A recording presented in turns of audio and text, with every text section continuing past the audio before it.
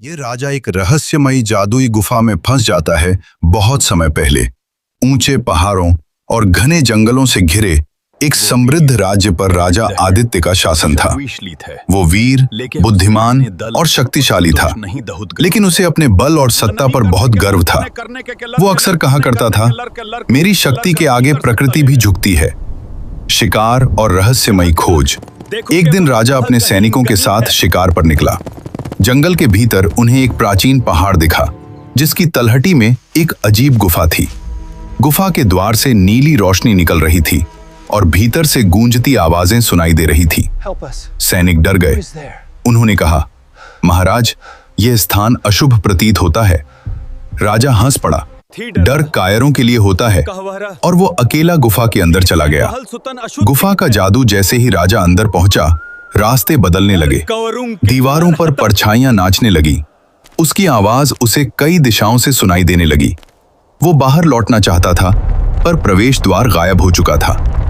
राजा समझ गया, वो एक जादुई गुफा में फंस चुका है। रहस्यमयी आवाज अचानक एक गहरी आवाज गूंजी। हे राजन, तूने प्रकृति को चुनौती दी, तूने शक्ति पर घमंड किया। यह गुफा अहंकार को कैद कर लेती है। राजा पहली बार भयभीत हुआ। उसने तलवार निकाली, पर उसका कोई प्रभाव नहीं पड़ा। समय का भ्रम। गुफा में समय का कोई अर्थ नहीं था। राजा को लगा जैसे कई दिन बीत गए हों। वो थक गया। उसका अभिमान टूटने लगा। उसे अपनी प्रजा, परिवार और अपनी गलतियां याद आने लगी। पश्चाताप राजा घुटनों पर बैठ गया। उसने कहा, मैंने अपने घमंड में सत्य को भुला दिया। शक्ति से बड़ा विनम्रता है। यदि मुझे अवसर मिले तो मैं एक न्यायप्रिय और दयालु राजा बनूंगा। क्षण भर में गुफा प्रकाश से भर उठी। मुक्ति एक नया द्वार प्रकट हुआ।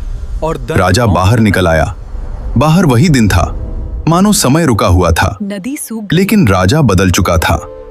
नया शासन। राजा आदित्य अब गरीबों की सहायता करता, प्रकृति की रक्षा करता, प्रजा की बात सुनता। लोग कहते, जादुई गुफा ने राजा को दंड नहीं दिया,